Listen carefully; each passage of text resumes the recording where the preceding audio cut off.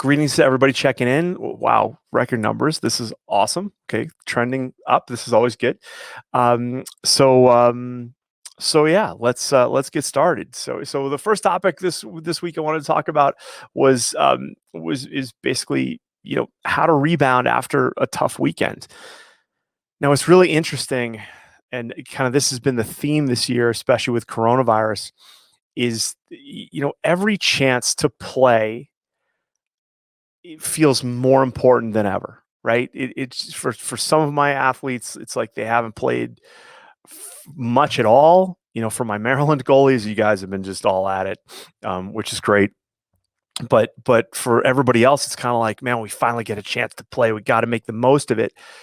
And so, I said this in the spring when COVID first hit, like, your goalies are going to show the most rust out of any athlete on the field, for one. And I think the goalie position is the most self-critical, right? I never hear, like, in the world of like face-offs, face-off guys will beat themselves up, but they won't beat themselves up to the extent of what a goalie does, right? And it's funny because as goalies, we beat ourselves up even if we don't have the skills that are commensurate to maybe the level of competition we're going to play, right? Does that make sense? Like, one of the things I will tell my athletes is like, you're not good enough to care that much yet, right? So for those of you that have younger goalies, this is also true for older goalies, but for those of you guys that have younger goalies, it's like, they get really down on themselves. And I'm like, yo, you are not good enough to beat yourself up that hard, right? You're just not.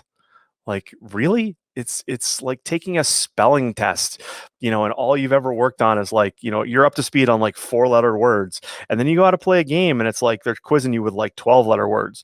And you get home and you're like, you've never spelled more than a 4-letter word in your life. And you're like, God, I suck. I'm the worst. Come on. Right. But that's what kids do. That's what kids do. Sometimes that's parent driven, but it's not as frequent as people tend to make it feel, right? A lot of people think like, oh, parents are hard. And God, I saw it on one of the like Positive Coaching Alliance videos. It just drove me nuts. For those of you guys that follow like Positive Coaching Alliance, they put out these little clips, and the one is from the guys at the Changing the Game project, and it was like, the worst thing in youth sports is the car ride home. That's bullshit. Pardon me, but that's complete BS, because I know so many families, so many moms and dads, where some of the best conversations they have with their kids is that car ride home. And so after this weekend, it seems like a lot of our goalies came off after the weekend and they got pretty beat up, right? And I can't remember, and I'm sorry, I can't remember who wrote the beautiful post. Is it Bob Dietz? I can't. Just talked about his daughter just getting shelled this weekend, like 4 games. It was like, I don't know, 75 goals or something like that. It was crazy. It was a rough weekend, right? But she's young. It's okay. Not that it's okay, but it was like, whoa, where do we go from this? But so as parents, sometimes the best conversations we have with our kids are in those car rides. So don't ever let that deter you. Now, if you're an ass as a parent, I can't really help you with that, right? I have a t-shirt I should wear one of these days. Like, I can't help stupid, right? And so that goes for kids and it goes for parents too, right? But I can't help stupid. So if you're being stupid as a parent, that's up to you. But the deal is this: is if your kid went into the weekend, one of my sayings about like having a successful weekend or an event, doesn't matter what the age, right? College on down. It's that, how you go into the weekend is usually how you're going to come out of the weekend, right? And so what I mean by that is having appropriate expectations. Okay. Now, for those of you that take the time to listen to me every week, or listen to my podcast, or watch my videos on YouTube, or things like that, or I know you're kind of above average in terms of like proactive thinking, right? For many of you, you've got goalies with college aspirations. You've got goalies who've landed in college, this is an exciting time of year, where they're starting that process. That's, congratulations to all of you. But the idea is like, when you go into one of these events, it's like, okay, listen, you kind of probably have an idea of what's coming, right? And now with the internet, with a couple of clicks on Instagram, you can kind of see like that team you're about to play, and you can find their parents and what they're posting and how they did last week, and you can see who the good kids are and the not good kids are, and the kids who score and the kids who don't. You can do that sort of research, and I encourage you to do that. Now, the challenge with this is to a uninformed athlete is that they can start to predict an outcome before it happens. And so let me share with you a backfire moment where this backfired on a team that I was coaching, where we had a dad, and this actually wasn't lacrosse related; it was soccer related. But we had a dad who had been a former professional soccer player. And so this dad had so we played the first day of the tournament that we were involved in. We had a really good day with it. We had tied one game, won another. And the Saturday morning, we were going to play this team. And this dad had basically gone out of his way to find out that this team had destroyed everybody the day before. And he actually found out that this team had won a tournament the week before, and I was like, and this got through to the team, right? And so what ended up happening was the athletes then kind of took that as we're gonna lose. Okay. Now, as a goalie, you've got to consider this is that regardless of how your team plays, you have to play to the best of your ability. Okay. And so as a parent of a goalie, I want you to be mindful of these things, like the weight that your goalie places on him or herself, right? But the expectation of how the weekend's going to go, but then not to buy into everybody's bad attitude, basically, because this turns into like a cancer. Especially with team parents, where they go, they're basically predicting the outcome of the event without playing the event. And I let this dad have it. First of all, he was it was one of those classic situations. His kid was one of the worst kids on our team, even though he was supposedly great, things like that. I'm like, you're not helping anybody trying to predict an outcome. You are helping your athlete when you're letting them know, okay, this kid's pretty good. This is how you're going to have to play him or her. And, number 8, is really tall and runs real fast. Those are good, positive ways to, help your athlete. But when you use it as an excuse to basically, the game's over, you got to tread that line pretty carefully. Okay. So what I want to encourage you to do is always lead with optimism, no matter what the foe. Okay. And this is kind of a life skill, right? I've been doing research on a book called "You've Got This, Here's How." And what was really fascinating in terms of people who overcome things like PTSD and, all these, kind of negative, mental issues, is a sense of optimism, right? And so if there's one thing you can do your best to instill in your athlete, is a sense of optimism no matter what the foe. Now, as a parent, if you're a parent listening to me, you may need to do this, right? You may need a little dose of this, right? Because I know a lot of parents, they look at their kid and hope that they'll do better than what they did. But sometimes it's the work, as a parent, you need to be more optimistic, right? Or coach and go, hey, because we've all had those situations where it's your team is outmatched, and that's okay. But what you need to understand is that from a long-term athlete development perspective, is your athlete is supposed to have situations where they win easily, where they are evenly matched, but also where they lose easily. It's a scale, and it's across all sports, right? Tennis does a beautiful job of really helping athletes understand, you're not playing against competition that's hard enough for you, right? Now, that being said, sometimes you have weekends where you're like, holy shit, we just got run over, what happened, right? And then you need to do some triage on your goalie. But what I recommend, that's where I got to back up and go, listen, well, what could we have done better to prepare the goalie for this weekend, right? And now Um, one of the kind of the skill, one of the mental skills I share with my athletes is to kind of to prepare like you're sick, right?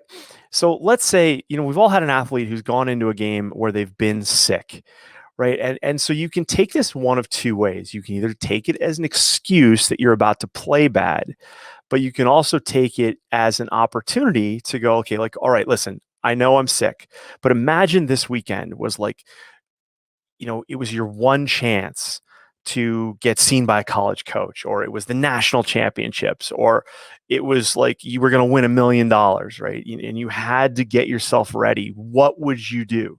Right. So if you can shift into that mindset, then an athlete will surprise themselves typically. I wrote about this in my book, in An Athlete's Guide to Winning in Sports and Life. I told a bit of story where, when I was a young junior Olympic athlete coming up in the sport of luge, I had this great race coming up. I had this great event, and I woke up the morning of the event and I was sicker than I had ever felt in my life, at my young life at that time.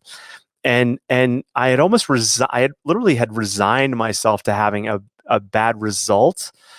But by resigning myself, I actually came out with one of my best results ever. I broke a personal best, and it was a great weekend. But the idea there is going like, well, okay, I had to compete for my country. It was USA versus Canada and Austria in this international invitational, and I wasn't gonna I felt an obligation to the athletes who I had beaten, and said, listen, okay, I know I'm sick, but how can I make the most of this, right? So helping your athlete prepare for a weekend as if they were sick is a way to go, all right, listen, we may be going up against a really tough, like stiff competition this weekend, but how can we make the most of it? And so that's where you got to ask some pretty good questions there. This is a good question. So compliment sandwich, good stuff in beginning, criticize in the middle, finish positive. Yeah, like compliment sandwich. It's a shit sandwich. All right, let's be honest, right? We call it the shit sandwich, but the compliment sandwich also works. But let's back this up a little bit and think about, okay, how can we go into the weekend? All right. So first, with a little bit of research, you can find out who you're playing. Okay. Um, you can find out who you're playing. You can find out who their better kids are and who they're not. Right now, if your team hasn't done anything during the week to help prepare you for that, even just like an hour with a buddy on your team who is above average. So this is what I tell my goalies. When you get on a team, you really want to do everything you can to start to befriend, challenge, um, create some friendly banter with the best kids on the team, right? And everybody loves a goalie. I'll be honest, everybody loves the goalie, right? And it's true. The parents might beak on the sideline, but from a team perspective, right? If it's played well by the coach, if your goalie is like undersized, underskilled, just not ready, people know that. But as long as your goalie's there doing their best and not quitting on a ball or dropping their head or dropping their stick and things like that, that can do a lot for just not just the team, but for the goalie and their perception on the team. So what I would recommend is that if you can get your goalie with a couple of better kids on the team, you know, you can have shooting clinics, you can have a pizza party, and just say, hey, listen, we're gonna we got a game this weekend. It's gonna be kind of rough. My goalie needs a little extra help. Okay, let's Thursday, let's do this. Let's get a couple of kids together. Let's get some pizza and some Gatorade, and we'll load them up, and we'll just shoot on my goalie this weekend. On Thursday night, and even that can help a goalie have a massive result coming up for the weekend. Now, I had a college goalie I worked with a number of years ago where, and this will surprise a lot of you, but like even at the college ranks, some goalies are completely left out to dry, right? And so the work I had been doing with this goalie, it felt like the work we were doing was positive, and then they would go to practice, and it was almost felt like the coach was like strategically sabotaging their goalies, not just the goalie I was working with, but the three others that they had. It was like, really, are you trying to make this hard? So like, so I recommended to this goalie, I said, listen, okay, you guys are playing, they're playing Saturday. And I said, yo, like, do practice Thursday. And they practiced, I think Thursday was like a light day. I said, all right, listen, you know, it's coming up Saturday. Coach isn't practicing for it at all. Like, they're more worried about their offense than you guys on defense and what you're going to face. So I said, you know, are you buddies with some of the better attackmen on the team? And he was like, yeah, for sure. Because why? Because all practice long, you know, that's your. It's almost better than a face-off versus another face-off guy. It's like you're up against those attackmen. So it's all right. Listen, go Thursday night, get together, do a shoot around, and just work on the stuff you think you're going to see Saturday. Right. And so that's exactly what they did. And Saturday, they still lost the game, but the goalie's mindset was like, I'm so ready for this kid. It was the other team, it was number 12. Yeah, because all we talked about was number 12. So yeah, so number 12, number 12, number 12. So he was so fired up for number 12. He went into that weekend. The team lost, but he had a great weekend, just being a little bit more proactive about it. Okay. So that's a good example. But let's say you have a bad example. You've got a goalie who, no matter what you did going into the weekend, they had a horrible weekend. They got shelled. They didn't play their best game. And so what do you do with that? Right? Well, what you do with that is you get away from the scoreboard, right? You don't talk about the scoreboard. You do try to talk about save percentage, right? And or other percentages, right? So, you know, so for those of you guys that have my lacrosse goalie cheat sheets, you know, talk about the goalie the goalie scorecards and cheat sheets and watching save percentage, because save percentage gives you trends over time, right? And in this, you know, in our instant gratification social media world that we're in right now, um, I do notice as a coach, I do notice kids having a hard time seeing how they're going to be later. Pardon me. Ow. God, when I cough, I feel like I got a knife in my side. Um, so you know, I see this with my own daughter who's 12 years old, right? When she starts doing something, she thoroughly enjoys it. Getting her to do it is like a disaster, right? It's like she's forgotten. It's like she gets one of those like Men in Black little like flashlight things in her head after something fun happens, because the next time that same thing comes up, it's like she's totally forgotten her past experience, right? So it's like, yo, what the hell's going on there, right? So so so sometimes that can be a good experience, is if you just like forget, but it's weird. I think kids now have the memory of an elephant after a bad result, but they have the memory of a gnat going into something, right? So so the idea here is like, well, okay, as we go into or as we come out of a bad event, we want to try to, if it's a we try want to identify it if it's like an anomaly, right? Like if it was a rare occurrence, we really want to be able to peg that and go, yo, forget it, shake it off, right? Um, Sometimes it's not worth it to pick apart a bad result. Sometimes it's better just to forget it. Okay. And the way you can identify that is if you're keeping track of those sorts of statistics, if you're keeping track of those sorts of, you know, hey, last time you played that team, you guys were fine. And this time, like, you know, whatever, half the team showed up sick, and Jimmy's mom's car broke down and she had half the team with her on the side of the road.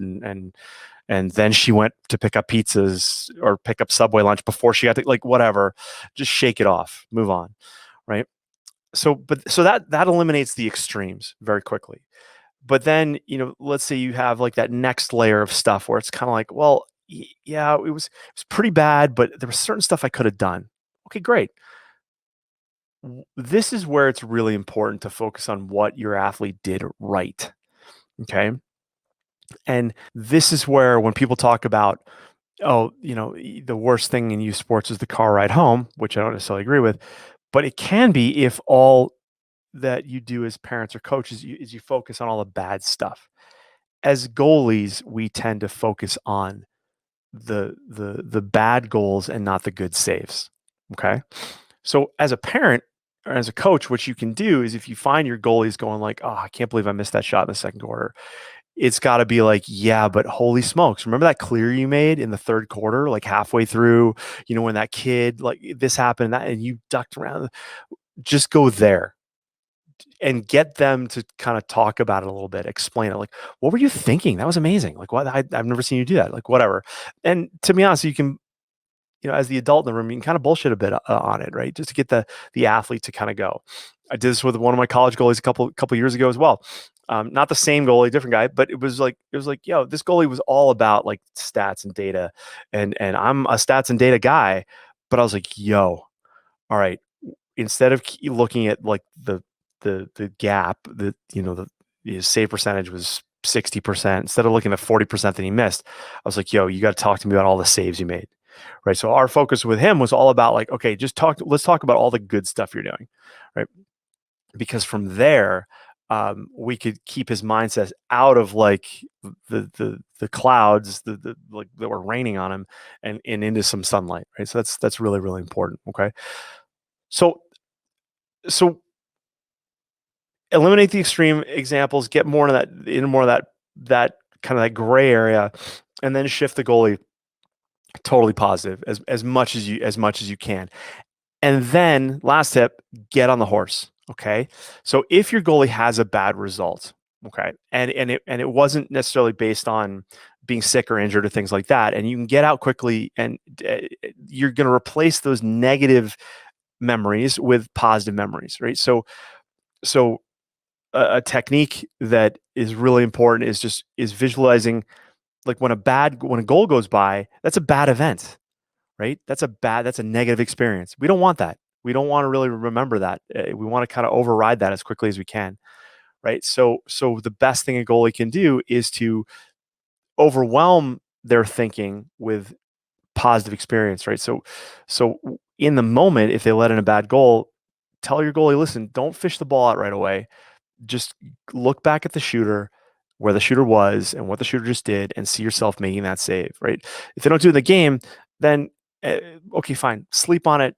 One of the best things a depressed athlete can do, a depressed anybody can, anything can do, is go to bed, go to sleep. It just stops all that mental gymnastics going on in their head. Just get to have a nap, right? And then tomorrow, let's play.